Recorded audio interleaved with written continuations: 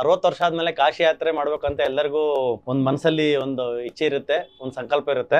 ಮಂಡಿ ನೋವು ಕಾರಣದಿಂದ ಸುಜಾತಮ್ಮ ಅವ್ರು ಮಾಡಕ್ ಆಗ್ತಿರ್ಲಿಲ್ಲ. ಇವಾಗ 80% ನೋವು ಕಡಿಮೆ ಆಗಿದೆ. ಅವ್ರಿಗೆ ನೋವು ಕಡಿಮೆ ಆದ್ಮೇಲೆ ಎಲ್ಲೆಲ್ಲಿ ಹೋಗಿದ್ರು ಅಂತ ಅವ್ರನ್ನ ಕೇಳೋಣ. ಕಾಶಿಗೆ ಹೋಗಿದ್ದೆ ಸರ್, ಅಯೋಧ್ಯ, ಪ್ರಯೋಗ ಪ್ರಯಾಗ ಇದು ಅಯೋಧ್ಯದಲ್ಲಿ ಸ್ವಲ್ಪ ನೋವು ಬಂದ್ಬಿಡ್ತು. ಒಂದಷ್ಟು ಇನ್ನೊಂದ್ ದೇವಸ್ಥಾನಕ್ಕೆ ಹೋದ್ವಲ್ಲ, ಕಾಲ್ ನೋವು ಬಂದ್ಬಿಟ್ಟು ಎತ್ತಿಡಕ್ಕೆ ಆಗಿಲ್ಲ ಸರ್. ಆಮೇಲೆ ಮನೆಗ್ ಬಂದ್ ಸುಧಾರಿಸ್ತಾನೆ ಸ್ವಲ್ಪ ಹಂಗ ಸ್ವಲ್ಪ ನೋವು. ನಿಮ್ಗೆ ಎಷ್ಟು ವರ್ಷದಿಂದ ಇದೆ ನೋವು? ನಮ್ಗೆ ಬಾರಿ 10 ವರ್ಷದಿಂದ ಐತೆ ಸರ್. ಓಕೆ, ಇಲ್ಲಿ ಬಂದ್ಮೇಲೆ ಎಷ್ಟು ಪರ್ಸೆಂಟ್ ಕಡಿಮೆ ಆಗಿದೆ? ಇದು ರಿಪೋರ್ಟ್ ತಂದಿದ್ ಸರ್. ಅದೇ ಇಲ್ಲಿ ಬಂದ್ಮೇಲೆ ಎಷ್ಟು ಪರ್ಸೆಂಟ್ ಕಡಿಮೆ ಆಗಿದೆ? 3.5% ಕಮ್ಮಿ ಆಗೈತೆ ಸರ್. ಓಕೆ, ಇವಾಗ ಅಯೋಧ್ಯೆಗೆ ಹೋದಾಗ ನೋವು ಬಂತಲ್ವಾ? ಆಮೇಲೆ ಮನೆಗ್ ಬಂದ್ಮೇಲೆ ಎಷ್ಟ್ ದಿನ ಆದ್ಮೇಲೆ ಕಡಿಮೆ ಆಯ್ತು? 3 ದಿನ ರೆಸ್ಟ್ ಆದ್ಮೇಲೆ ಕಡಿಮೆ ಆಯ್ತು. ಅಯೋಧ್ಯೆ ಫಸ್ಟ್ ಹೋಗಿದ್ದು ಎಲ್ಲಿಗೆ ನೀವು?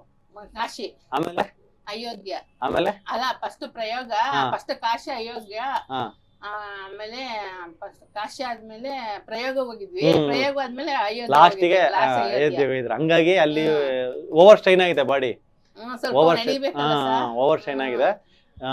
ಮಾತ್ರೆ ನೋವಿನ ಮಾತ್ರೆ ಹಾಕೊಂಡಿದ್ದೆ ಸರ್. ಪೇನ್ ಕಿಲ್ಲರ್ ಸದ್ಯಕ್ಕೆ ಎಮರ್ಜೆನ್ಸಿಗೆ ಅಂತ ಒಂದ್ 4 ಮಾತ್ರೆ ಕೊಟ್ಟಿದ್ದೆ.